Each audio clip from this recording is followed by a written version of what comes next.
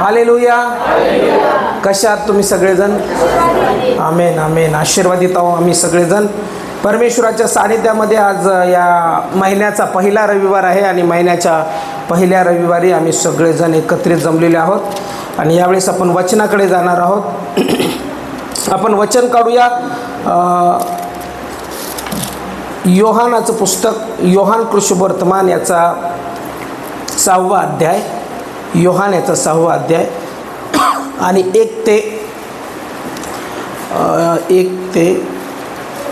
3 ते 13 वाचा. 3 ते 13. 1-13 वाचण्यापेक्षा 3 ते 13. येशू डोंगरावर जाऊन तिथे आपल्या शिष्यांसह बसला. यहुद्यांचा वल्हांडण सण जवळ आला होता. तेव्हा येशू दृष्टीवर करून व आपल्याकडे मोठा लोकसमुदाय येत आहे असे पाहून फिलिपला म्हणाला, यांना खायला आपण भाकरी कोठून विकत आणाव्यात? हे तर त्याने त्याची परीक्षा पाहण्याकरता म्हटले, कारण आपण काय करणार आहोत हे त्याला ठाऊक होते. फिलिपाने त्याला उत्तर दिले, याच्यातील एकाने थोडे थोडे घेतले तरी 200 रुपयांच्या भाकरी पुरणार नाही. त्याच्या शिष्यांपैकी एक जण म्हणजे शिमोन पेत्राचा भाऊ आंद्रिया त्याला म्हणाला, येथे एक लहान मुलगा आहे, त्याच्याजवळ 5 भाकरी व 2 मासळे आहेत, परंतु त्या इतक्यांना कशा पुरणार? येशू म्हणाला, लोकांना बसवा. त्या ठिकाणी पुष्कळ गवत होते. तेव्हा तेथे जे सुमारे 5000 पुरुष होते ते बसले. येशूने त्या भाकरी घेतल्या आणि आभार मानल्यावर शिष्यांना आणि शिष्यांनी बसलेल्यांना वाटून दिल्या. तसेच त्या मासळ्यातूनही त्यांना पाहिजे तितके दिले. ते तृप्त झाल्यावर त्यांनी आपल्या शिष्यांना सांगितले, काही फुकट जाऊ नये म्हणून आपले उरलेले तुकडे गोळा करा. मग जेवणाऱ्यांना पुढे झाल्यावर त्यांनी जवळच्या 5 भाकरीचे उरलेले तुकडे गोळा करून 12 टोपल्या भरल्या. तेव्हा येशूने केलेले चिन्ह पाहून ते माणसे म्हणू लागली, जगात जो संदेश येणार आहे तो खरोखर हाच होय. देव बाप वाचले वचन आशीर्वादित करो. या ठिकाणी आम्हाला पाहायला भेटतं की येशू ख्रिस्त 5000 लोकांसाठी चमत्कार करतो. 5000 लोक येशूच्या पाठीमागे डोंगरावरती आले आणि डोंगरावरती प्रवचन चालू असताना पवित्र शास्त्र या ठिकाणी सांगतं की त्या ठिकाणी येशूला असं वाटलं की लोकांसाठी जेवणाची व्यवस्था करावी. आता पूर्वीच्या काळी किंवा येशू ज्यावेळेस होता त्या काळात असं नव्हतं की प्रवचन आता जसं ठरवून चालतं, आपण 1 तास उपासना घेतली, 1 तास वचन सांगितलं आणि मग सोडून देतो, म्हणजे जाऊन लोक घरी जेवण करतील. पण येशू ज्यावेळेस बोलत होता त्यावेळेस ते 5-5 तास बोलत होता, 6-6 तास, 7-7 तास, 8-8 तास. आणि ज्यावेळेस तो बोलत होता त्यावेळेस देवाच्या राज्याच्या गोष्टी तो कितीतरी वेळ सांगत होता. मग ज्यावेळेस तो सांगत होता त्यावेळेस त्याला लोकांच्या जेवणाची पण चिंता होती की आता जेवणाला लोकांना भूक लागली आणि आता भूक लागल्यावर लोकांसाठी काहीतरी खायला पाहिजे. मग खायला पाहिजे म्हटल्यावर या ठिकाणी म्हटलेलं आहे की त्याने दृष्टी वर करून ज्यावेळेस बघितलं त्यावेळेस मोठा लोकसमुदाय बघितला आणि तो सगळ्यात पहिले कोणाला बोलतो? त्याच्या शिष्याला बोलतो. म्हणा, शिष्याला बोलतो. शिष्याला काय म्हणतो? या सगळ्यांची कशाची व्यवस्था करा. आता मी जर म्हटलो इथं आता आमच्या सगळ्यांची तुमच्या घरी जेवणाची व्यवस्था करा, एखाद्या ब्रदरला किंवा सिस्टरला म्हणलं चला आता सगळेजण इथून जाऊन आता तुम्ही व्यवस्था करा, काय म्हणतील बरं? हां, काय म्हणताल तुम्ही? काय पाळक साहेब, तुम्हाला समजतं का? असं वेळेवर सांगता तुम्ही? हां, किती पीठ लागल, किती भाकरी लागतील, किती किलो आणावं लागल? साधं जरी म्हटलं बेसन तर किती बेसन पीठ आणावं लागल? एवढ्या जणांना आता इतक्या लवकर व्यवस्था होणार नाही. बरोबर नाही? अगोदर सांगायला पाहिजे होतं. अगोदर जर सांगितलं असतं तर केलं असतं. जसं आपण बोललो सेम तसाच कोण बोलला? फिलिप पण बोलला. मानवी स्वभाव. जसं आम्ही बोलतो की आता व्यवस्था होणार नाही, इतक्या लवकर व्यवस्था होते का? आता इथं बसलेले समजा 70-80 लोक आहेत, परंतु तिथं 5000 लोक होते आणि 5000 लोकांची व्यवस्था करायला तो शिष्याला लावत आहे. आणि शिष्याला काय सांगतो की त्याची परीक्षा पाहण्याकरता तो म्हटला की आता काय कर, तूच व्यवस्था कर, तुम्हीच व्यवस्था करा. आणि फिलिप या ठिकाणी काय म्हणतो? फिलिपाने पण आपल्यासारखंच उत्तर दिलं आणि ते उत्तर देत असताना तो काय म्हणतो? या ठिकाणी फिलिप म्हणतो 7व्या वचनामध्ये, फिलिपाने त्याला उत्तर दिले, यांच्यातील एकेकाने थोडे थोडे घेतले तरी 200 रुपयाच्या भाकरी पुरणार नाही. सेम आत्ता जे बोललो तेच, की आता जर व्यवस्था करायची ठरली तर आता व्यवस्था होणार नाही, किंवा आता जर माझ्याजवळ जेवढे पैसे आहेत तेवढे पैसे जरी दिले तरी एवढ्या लोकांचं जेवण इतक्या लवकर होणार नाही. आणि फिलिप देखील त्या ठिकाणी तेच म्हणतो, आणि तो येशू ख्रिस्ताला बोलत आहे या ठिकाणी की हे अशक्य आहे. पण आज मला तुम्हाला सांगायचं, जे अशक्य आहे, जे असंभव आहे, ते संभव करणारा आमचा जिवंत परमेश्वर आहे. Hallelujah, hallelujah. अशक्य गोष्ट ही मनुष्यासाठी आहे आणि ती अशक्य वाटते, पण देवासाठी अशक्य गोष्ट परमेश्वर शक्य करून दाखवतो, आणि तो शक्यतेचा परमेश्वर आहे ज्याच्यावर तुम्ही विश्वास ठेवला. म्हणून मी तुम्हाला नेहमी सांगतो की आम्ही ज्या येशूला फॉलो करत आहोत तो येशू मरण पावलेला नाही, त्याची कबर आजही रिकामी आहे आणि तो जिवंत आहे. आणि जर जिवंत देवाची उपासना करतो तर जिवंत देवाची उपासना करणारे लोक देखील त्यांचा विश्वास जो आहे तो जिवंत असायला पाहिजे. हालेलुया. जिवंत विश्वास जर नसेल तर आम्ही असं समजा की we are believing on dead god, आम्ही मृत झालेल्या परमेश्वरावर विश्वास ठेवत आहोत, कारण की आमचा विश्वास आजही जिवंत नाही आहे. ना काही जणांचा विश्वास डेड. काही करायचं ठरलं का पहिले काय येतं मनात? निगेटिव्ह विचार येतात का पॉझिटिव्ह येतात? असं कोणी म्हणतं का चला लगेच झालं येशूच्या नावात? मी समजा म्हणलं का त्याला आज तुम्ही किरायाच्या घरात राहतात, येशूच्या नावात तुम्हाला स्वतःचं घर झालं, काय विचार येतील डोक्यात पहिले? कसं होईल? काय बोलतं बाळक साहेबाला? बोलायला काय लागतं? वरतून स्टेजवरून बोलले आपले. मी बोललो विश्वासाने, पण जर तुम्ही देवाचे माणूस आहात आणि देवाची स्त्री आहात आणि तुम्ही जर विश्वासाने स्वीकारलं तर ते ऐकलं परमेश्वराने, आणि परमेश्वर तुमच्यासाठी व्यवस्था करतो. पण नाही येत ना विश्वास. हेच फिलिपाच्या जीवनात झालं. आमच्या जीवनामध्ये जो विश्वास असतो तो विश्वास फार कमकुवत असतो, म्हणून आम्ही जो विश्वास ठेवतो तो शरीराने विश्वास ठेवतो. आत्मिक विश्वास जो असतो तो आत्म्यामध्ये विश्वास आल्यानंतर फिलिपासारखं आम्ही म्हणत नाही. फिलिप कोणाला बोलत आहे? जाऊ दे आता सगळं. फिलिप कोणाला समजून सांगतो? Praise the Lord. हा शब्द मला आवडला. आणखी देवाला, येशूला म्हणण्यापेक्षा आपण काय म्हणू? देवाला. फिलिप कोणाला समजून सांगतो? आपण कोणाला समजून सांगतो? आपल्या परिस्थितीत आल्यावर कोणाला समजून सांगतो आपण? देवाला सांगतो ना समजून. देवा कसं होईल? हे होऊ शकत नाही.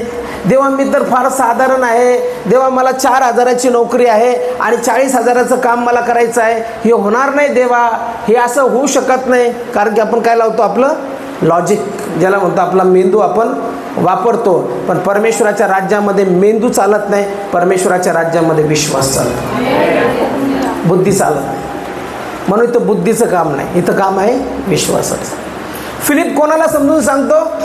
फिलिप देवाला समजून सांगतो. म्हणजे देवाला सांगतो की एवढ्या 200 रुपयाच्या भाकरी जरी आणल्या तरी 200 रुपयाच्या भाकरी देखील इथं पुरणार नाहीत. म्हणजे याचा अर्थ त्याला विश्वासच नाही की जो इथं उभा आहे तो 200 रुपयाच्या भाकरी जरी नसल्या तरी भाकरी निर्माण करू शकतो. हालेलुया. नाही येत ना विश्वास? नाही येत ना विश्वास? नाही येत, मला माहिती आहे. का येत नाही ते पण मी तुम्हाला सांगतो. कारण की आम्ही आजही शरीरामध्ये विचार करतो, शरीरामध्ये रिसीव करतो, शरीरामध्ये बोलतो, शरीराने विचार करतो, आणि त्या बुद्धीमुळे, त्या दिसण्यामुळे आम्हाला काय दिसतं? संकुचित दिसतं. आणि मग आम्हाला जे प्राप्त व्हायचं ते आम्हाला संकुचितपणेच प्राप्त होतं आणि आम्ही तेवढाच विचार करतो. असं याचा विचार करणं चुकीचं नाही, असं मी म्हणत नाही की हा चूक होता, पूर्ण रॉंग होता आणि याने तसं करायला नव्हतं पाहिजे. त्याच्या दृष्टिकोनातून, त्याच्या शारीरिक भावनेतून, त्याच्या शारीरिक नजरेतून त्याला जेवढं दिसतं तेवढंच तो बोलतो. त्याला माहिती आहे जगामध्ये जर गेलं तर 200 रुपयाच्या भाकरी आणल्या आणि 200 रुपयाच्या भाकरी जरी 5,000 लोकांना वाटल्या तरी त्या पुरणार नाहीत. कारण की त्याला माहिती आहे जगामध्ये असंच आहे आणि हे मला दिसतं. आज आम्ही ज्यावेळेस येशूवर विश्वास ठेवतो त्यावेळेस आम्हाला अशक्य गोष्टी वाटतात. बऱ्याचशा वेळेस आम्हाला वाटतं हे होऊ शकत नाही, ह्या गोष्टी घडून येणार नाहीत, ह्या गोष्टी असंभव आहे. परंतु मला पुन्हा सांगायचं की येशू जो आहे तो असंभवला संभव करण्यासाठीच आला होता, अशक्य गोष्टी शक्य करण्यासाठीच आला होता. हेच नाही तर शिष्यांच्या जीवनामध्ये अद्भुत चमत्कार त्यांनी बघितलेले होते, तरी देखील आम्हाला पाहायला भेटतं की ते होऊ शकत नाही असंच त्याला वाटत आहे.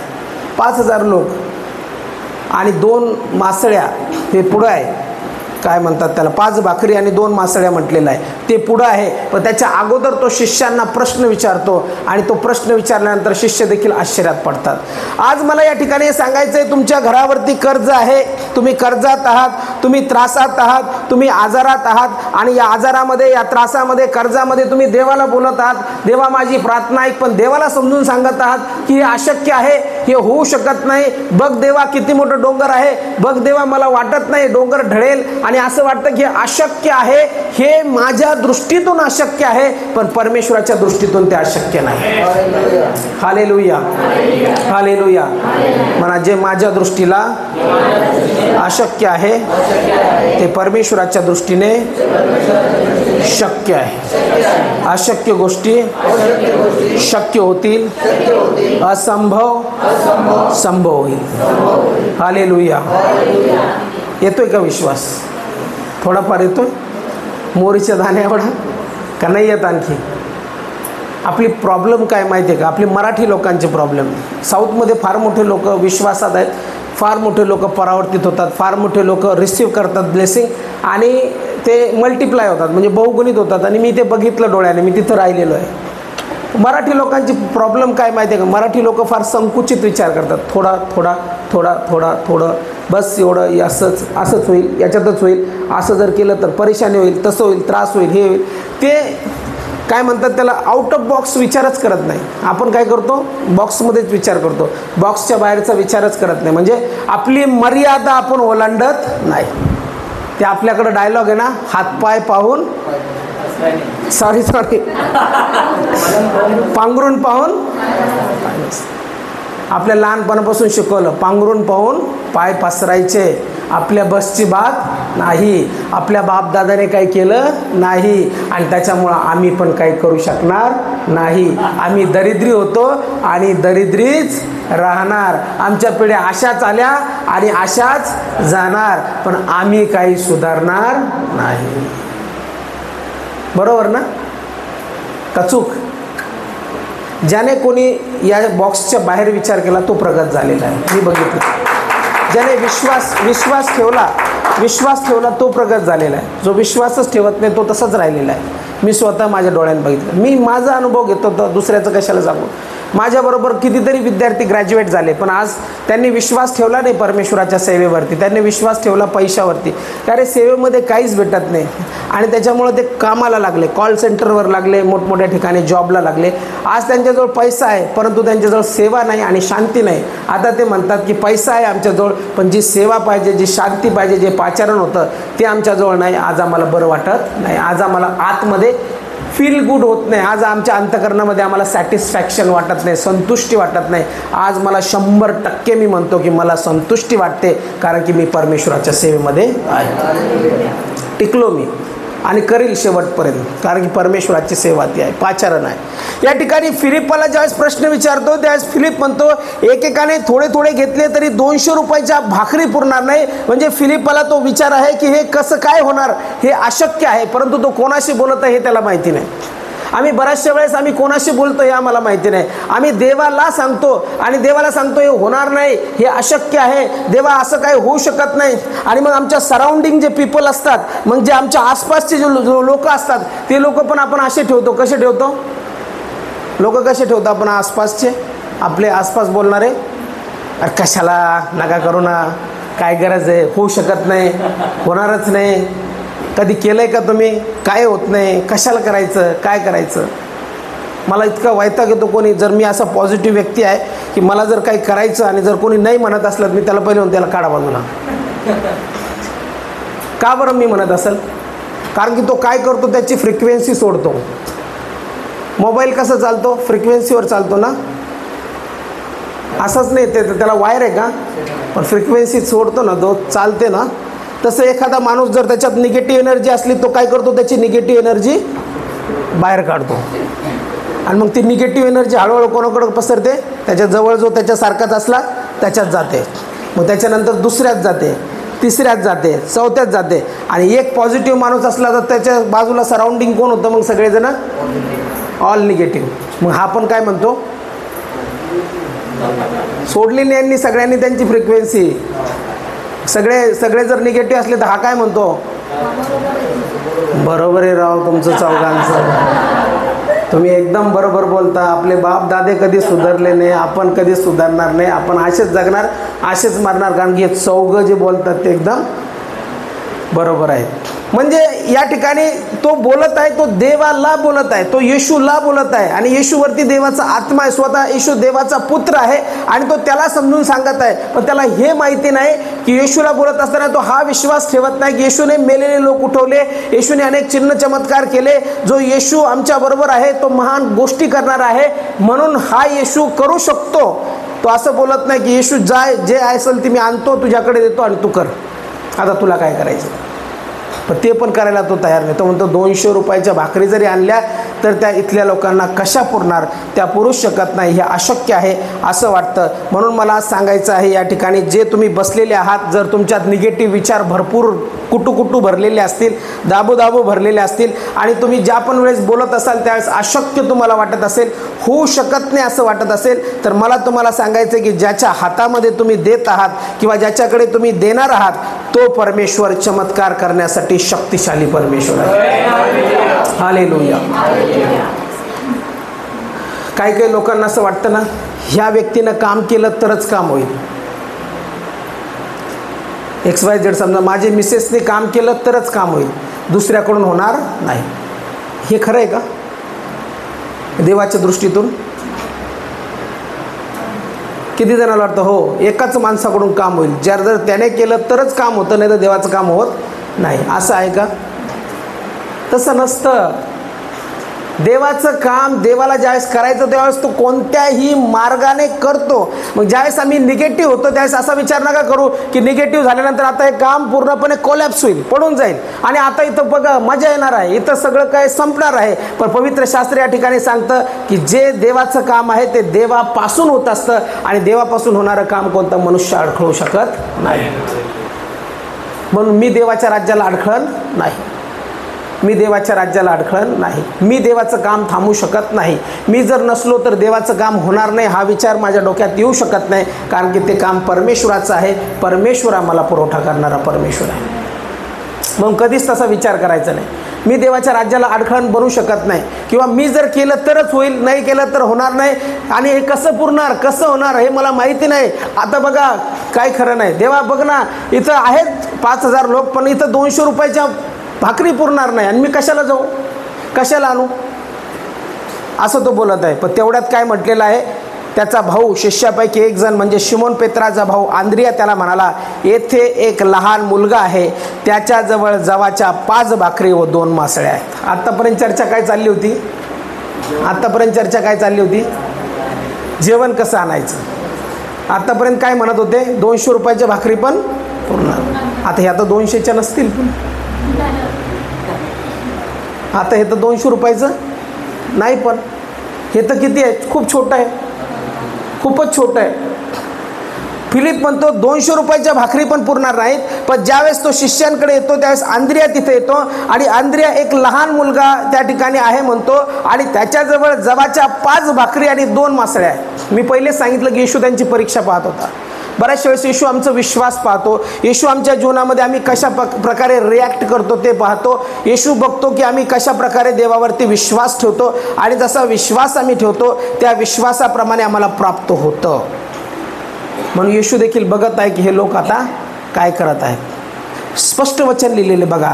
हे तर 6वं वचन म्हणतं, हे तर त्याने त्यांची परीक्षा पाहण्याकरता म्हटले. मग आज देखील परमेश्वर प्रभू येशू ख्रिस्त आमची परीक्षा पाहतो, आणि त्या परीक्षेमध्ये आमचा विश्वास चेक करतो की आम्ही परमेश्वरावर विश्वास ठेवत असताना, आम्ही विश्वासणारे म्हणवत असताना आमचा विश्वास कसा आहे. बी पॉझिटिव्ह. हालेलुया. म्हणा, मला सकारात्मक जगायचं आहे. तुम्ही एक दिवस मरणार आहात म्हणून जगण्याचा विचार सोडून दिला. तुम्ही मरणार आहात एक दिवस म्हणून जगण्याचा विचार सोडून दिला. रोज जगता ना, थाटात जगता, याला भांड त्याला भांड, याला असं बोल त्याला तसं बोल, हे कर ते कर, घर बांधायचं, हे करायचं, गाडी घ्यायची, बंगला घ्यायचं, असं करायचं तसं करायचं. कोणाला वाटतं का असं? की हे सगळं मी इथंच सोडून जाणार आहे, कशाला एवढं करायचं मरमर, मस्त रिलॅक्स राहतो, गोव्याला फिरायला जातो यावर असं कोणी म्हणतं का? नाही म्हणत. सगळ्यांना माहिती आहे मरणार आहे, पण तरी देखील आपण जगतो.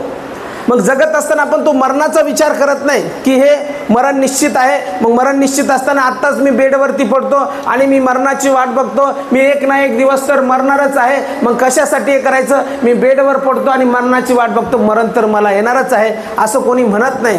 मरणाच्या भीतीने जगण्याची आपण आशा सोडत नाही, तर जे काही परमेश्वरापासून आम्ही अपेक्षित करतो मग त्याची आशा आम्ही का सोडतो इतक्या लवकर? आम्ही का अविश्वासी होतो? आम्हाला कसं वाटतं की हे होणार नाही? आम्हाला का वाटतं? आम्ही निगेटिव्ह का होतो? आम्ही सकारात्मक का राहत नाही? आम्ही पॉझिटिव्ह एनर्जी का क्रिएट करत नाही? आम्ही देवावरती पक्का विश्वास का ठेवत नाही? त्याचं कारण आहे की आम्ही शरीरातून विश्वास ठेवतो आणि जे शरीराला दिसतं त्यानुसार आम्ही म्हणतो की हे आता होणं शक्य नाही. जुन्या कराराच्या काळामध्ये आम्हाला एलियाबद्दल पाहायला भेटते. एलिया देवाचा सेवक होता आणि याकोबाच्या पत्रामध्ये सांगितलेलं आहे की एलिया हा असा देवाचा सेवक होता की जो तुमच्या आणि आमच्यासारख्या स्वभावाचा होता. म्हणजे जसा स्वभाव तुमचा आहे, जसा माझा आहे, तसा स्वभाव कोणाचा होता? एलियाचा होता. पण एलिया परमेश्वरावर विश्वास ठेवणारा होता. आणि एलिया म्हणतो की आता जी वर्ष येणार, पहिले राज्याचा 17वा अध्याय जर आम्ही बघितला त्यामध्ये एलिया असं म्हणत नाही, तो म्हणतो, स्वतः म्हणतो तो की आता जी वर्ष येणार त्यात दहीवर अथवा पर्जन्य पडणार नाही. एलिया तिशबी पहिलं वचन गिलाद येथे उपरी म्हणून राहणाऱ्यापैकी एक होता. तो अहाबास म्हणाला, परमेश्वराचा देव, इस्रायलाचा देव परमेश्वर ज्याच्या हुजुरास मी असतो त्याच्या जीविताची मी शपथ वाहून सांगतो, जी वर्ष आता येणार त्यात दहीवर अथवा पर्जन्य पडणार नाही. हे सर्व माझ्या सांगण्याप्रमाणे होईल. कोणाच्या सांगण्याप्रमाणे होईल? एलियाच्या. कोणाच्या सांगण्याप्रमाणे होईल? आम्ही जसं बोलतो तसं होईल असा विश्वास आहे का आमचा? पण तसं व्हावं पण लागतं. त्यासाठी एलिया देवाच्या क्लोज राहणार होता. एलिया प्रार्थना करणार होता. एलियाला देवाचं मन माहीत होतं. एलिया देवाच्या सानिध्यात दिवस रात्र राहणारा होता, म्हणून त्याला पूर्ण विश्वास होता की जे मी बोलणार आहे ते होणार आहे. म्हणून एलिया या ठिकाणी म्हणतो की आता जी वर्ष येणार त्यात दहीवर अथवा पर्जन्य पडणार नाही, हे सर्व माझ्या सांगण्याप्रमाणे होईल. काय म्हणतो एलिया? कोणाच्या सांगण्याप्रमाणे होईल? माझ्या सांगण्या. एक माणूस कसं काय म्हणू शकतो हे सगळं माझ्या सांगण्याप्रमाणे होईल? त्याचा विश्वास कसा आहे? सकारात्मक विश्वास आहे, ज्याला पॉझिटिव्ह आपण इंग्लिश होतो. त्याचा विश्वास कसा आहे? सकारात्मक. त्याला काय वाटतं? हे होईल, मी बोललो होईल. पण त्याचं क्लोजनेस पण तेवढा असेल देवाबरोबर. त्याचा नातेसंबंध देवाबरोबर तेवढा असेल. कोणी पण एक दिवसाचा विश्वासही म्हणू शकत नाही आता पाऊस पडणार नाही, हे सगळं माझ्या सांगण्याप्रमाणे. देव म्हणशील पळ, तू कोण आहे, मी ओळखत नाही तुला. देवाशी त्याचं नातेसंबंध नाही, देव त्याची प्रार्थना नाही ऐकू शकत. देवाची प्रार्थना किंवा देव प्रार्थना त्याचीच ऐकतो ज्याचे नातेसंबंध देवाबरोबर घनिष्ठ आहेत. आणि ते पण एका दिवसाचे नातेसंबंध नाही, अधिक प्रार्थना करणारा व्यक्ती. त्याला माहिती आहे देवाचं मन, तो देवाच्या सानिध्यात आहे दिवस रात्र. आणि म्हणून तो म्हणतो की आता जी वर्ष येणार त्यात दहीवर अथवा पर्जन्य पडणार नाही, हे सर्व माझ्या सांगण्याप्रमाणे होईल. आणि ज्यावेळेस तो बोलतो त्यावेळेस तो चिंता करतो का त्याच्या जेवणाची, त्याच्या खाण्याची, त्याची पिण्याची? का चिंता करत नाही? आता दहीवर अथवा पर्जन्य पडणार नाही, 3.5 वर्ष पाऊस पडणार नाही. आणि 3.5 वर्षामध्ये तो शब्द बोलतो की आता हे सर्व माझ्या सांगण्याप्रमाणे होईल. पण तो स्वतःचा विचार करत नाही तिथं. का विचार नसेल केला त्याने?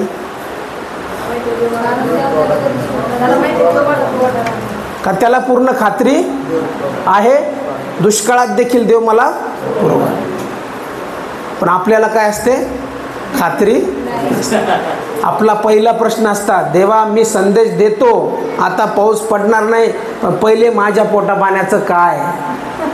पहिले घरात धान्य आणून ठेवून दे, पहिले सगळं व्यवस्थित करू दे, आणि मग मी बाहेर जाऊन संदेश देतो की आता पाऊस पडणार नाही. आपण असतो बरोबर ना? एलियाने तसं केलं का? एलियाने संदेश दिला म्हणजे त्याचा अर्थ मला हे सांगायचं आहे की त्याचा विश्वास किती पॉझिटिव्ह आहे की जर मी संदेश देत आहे तर माझी काळजी घेणारा माझा परमेश्वर जिवंत आहे.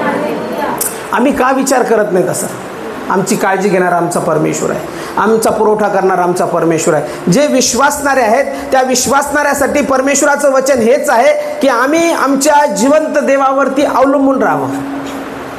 इथं पवित्र शास्त्र काय सांगतं, जसं त्याने संदेश दिला 3.5 वर्ष पाऊस पडू नये, दुष्काळाची सुरुवात झाली आणि दुष्काळाची सुरुवात झाल्यानंतर तो करीत ओळानजीक जाऊन राहिला आणि करीत ओळानजीक जाऊन राहिल्यानंतर कावळे त्या सकाळ संध्याकाळ मांस आणून देत होते. मला नाही वाटत कच्चं मांस बीज देत असेल, शिजलेलं देत असेल. काय देवाची कमाल ना. एका कावळ्याचा उपयोग केला आणि परमेश्वराने त्याला सकाळ संध्याकाळ मांस आणून दिलं, सकाळ संध्याकाळ उत्तम ते भोजन दिलं. करीत ओळाचं पाणी तो पी. काही दिवसांनी तो ओहळ आटून गेला तरी देखील तो निराश झाला नाही किंवा परमेश्वराचं कंप्लेंट केली नाही. तो सारफत येथील विधवेकडे गेला आणि तिथं परमेश्वराने त्याची काळजी घेतलेली आहे. मला आज परमेश्वराच्या सानिध्यामध्ये हे तुम्हाला सांगायचं आहे किंवा विषय जो आहे तो हा आहे की असंभव गोष्टी संभव करण्यासाठी परमेश्वर आमच्या बरोबर आहे. फक्त आमचं मन आणि आमचा विश्वास परमेश्वरावर पाहिजे, पॉझिटिव्ह विश्वास पाहिजे की परमेश्वर करील म्हणजे करीलच. हा मार्ग नाही तर तो मार्ग, तो मार्ग नाही तर हा मार्ग, पण मी माझ्या काय म्हणतात ते डेस्टिनेशनपर्यंत पोहोचल म्हणजे पोहोचतच. Hallelujah, hallelujah, hallelujah. तुम्ही म्हणताल की आता समजा मला जालन्याला जायचं आहे, एकच मार्ग आहे जालन्याला जायचं, जालन्या रोडने गेला तरच तुम्ही जालन्याला जाणार, दुसरा मार्गच नाही. असं होतं का? एकच मार्ग आहे जायला जालन्याला? किती मार्ग असतात? अनेक मार्ग. मग एक मार्ग ज्यावेळेस आमचा बंद होतो त्यावेळेस आम्ही लगेच निगेटिव्ह विचार करायला लागतो. आता काही खरं नाही, आता संपलं, हा जॉब माझा फार चांगला होता आणि ह्या जॉबमधून मला चांगली मिळकत येत होती, आता तो मार्ग बंद झाला आणि आता मी माझ्या डेस्टिनेशनपर्यंत, आता मला जिथं जायचं तिथं मी पोहोचू शकत नाही, आता कसं होणार माझ्या परिवाराचं? परमेश्वर म्हणतो चिंता करू नको, एक मार्ग बंद झाला, मी तुझ्यासाठी 4 मार्ग आणखी नवीन ओपन करतो. हालेलुया. मी तुम्हाला सांगतो आपल्या जीवनामध्ये जे विश्वास ठेवतात त्यांच्या जीवनामध्ये कधीच मार्ग बंद होत नाही. खऱ्या विश्वासणाऱ्याच्या जीवनात ज्यावेळेस एक मार्ग बंद होतो त्यावेळेस देव दुसरा मार्ग ओपन करतो, दुसरा बंद होतो तिसरा मार्ग ओपन करतो. पण विश्वासणाऱ्याच्या जीवनामध्ये परमेश्वर त्याला कधीच खाली पडू देत नाही. विश्वासणाऱ्याच्या जीवनामध्ये तो कधीच असं म्हणत नाही. असं म्हटलेलं आहे की जे नीतिमान आहे किंवा जो विश्वासणार आहे त्याची संतती मी कधीच भिकेस लागलेली पाहिली नाही. पवित्र शास्त्राची संतती मी लागलेली नाही का? कारण की आम्ही जो विश्वास ठेवला तो जिवंत परमेश्वरावर विश्वास ठेवला. म्हणून काय म्हटले की आता तो येतो त्यावेळेस येशू आता चमत्कार करायच्या जवळ आहे. येशू परीक्षा पाहत आहे शिष्यांची, पण शिष्यांची परीक्षा पाहत असताना ते तर्क वितर्क करत आहे किंवा स्वतःचं लॉजिक लावत आहे. पण या ठिकाणी आंद्रिया येतो आणि म्हणतो इथं एक मुलगा आहे त्याच्याजवळ 5 भाकरी आणि 2 मासे आहेत. आणि ज्यावेळेस तो तिथं येतो त्यावेळेस असं म्हटलेलं आहे की जसं ते 5 भाकरी आणि 2 मासे आहेत असं म्हटल्यावर त्या मुलाने काय केलं, त्या 5 भाकरी आणि 2 मासे दिले नाही. दिले नाही त्यांना. कोणी दिले? लहान मुलाने दिले. आपण मोठं असतो तर नुसतं आपल्याला कळालं जरी असतं की अशी चर्चा चालू आहे, इथं एकाजवळ 5 भाकरी आणि 2 मासे आहेत, चर्चा जरी चालू असती तर अरे पटकन उठा, गपचूप जाण, पटापटा संपल्या मी खाऊन घेतल्या, असं मोठ्याने केलं असतं.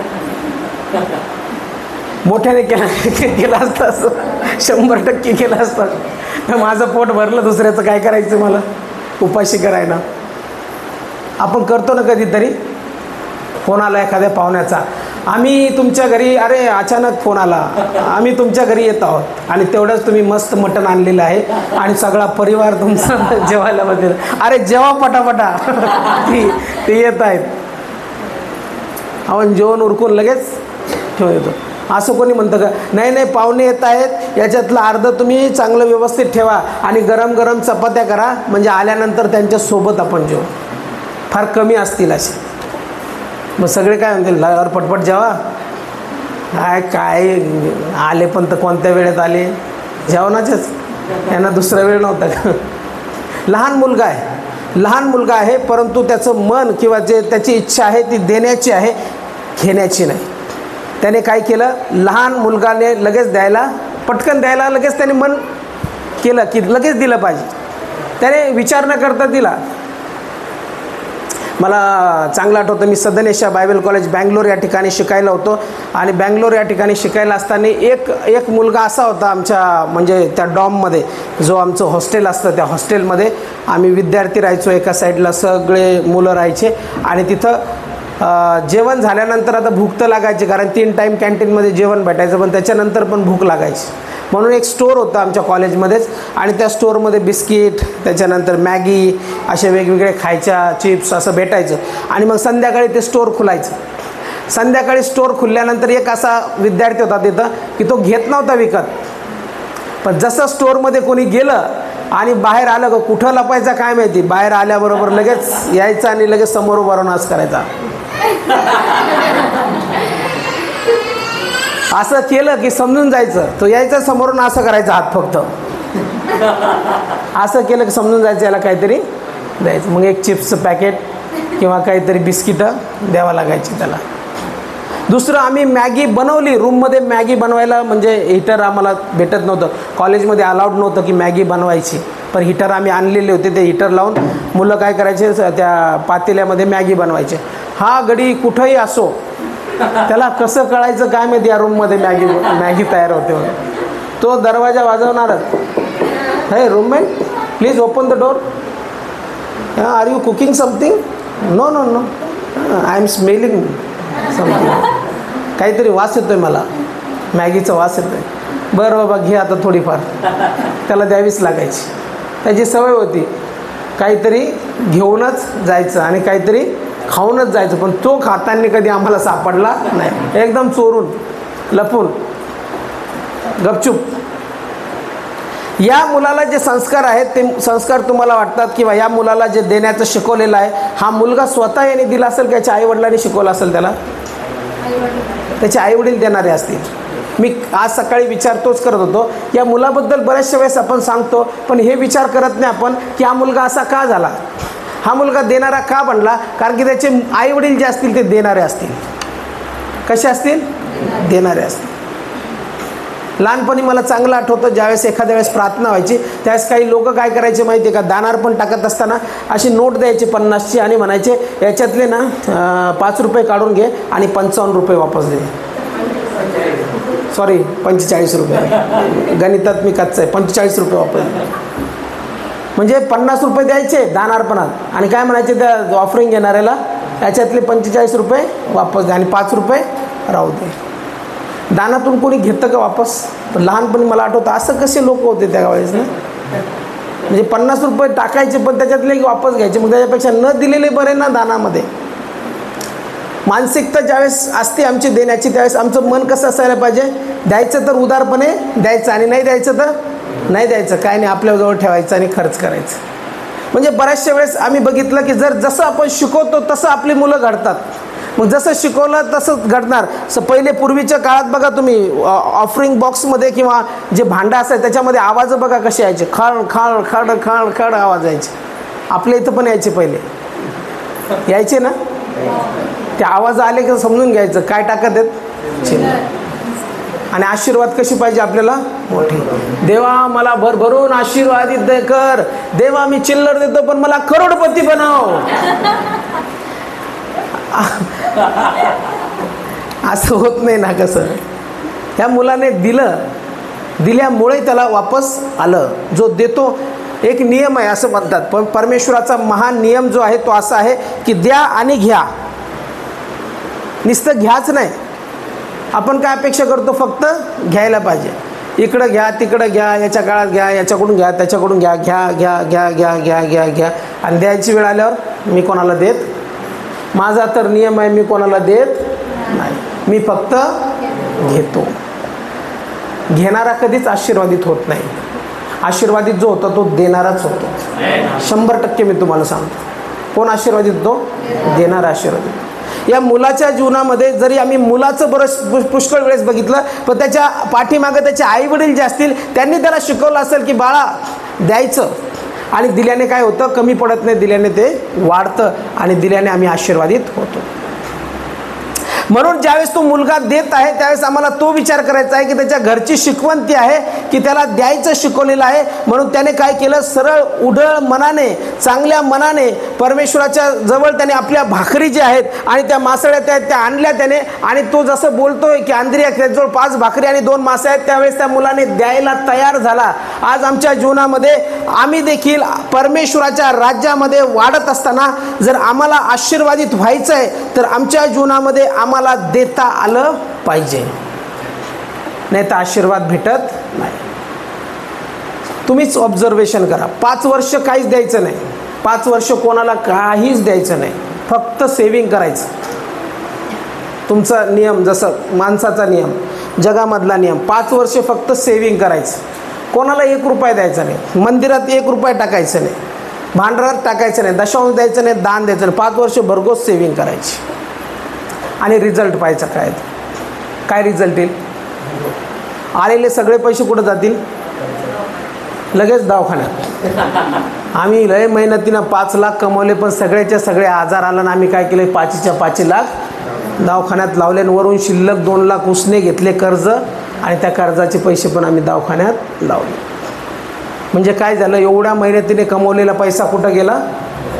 दवाखान्यात. मी खूप जणांचं ऐकलेलं आहे, एकदम कंजूस लोकांचं ऐकलेलं आहे. त्यांनी असं पैसे जमवले आणि ते सांगतात की माझ्या बायकोला हा आजार झाला, कॅन्सर झाला, आणि याच्यात आम्ही काय केलं, मी फार कष्टाने पैसे जमवले होते आणि ते सगळे पैसे उचलले आणि आम्ही कुठे नेऊन टाकले?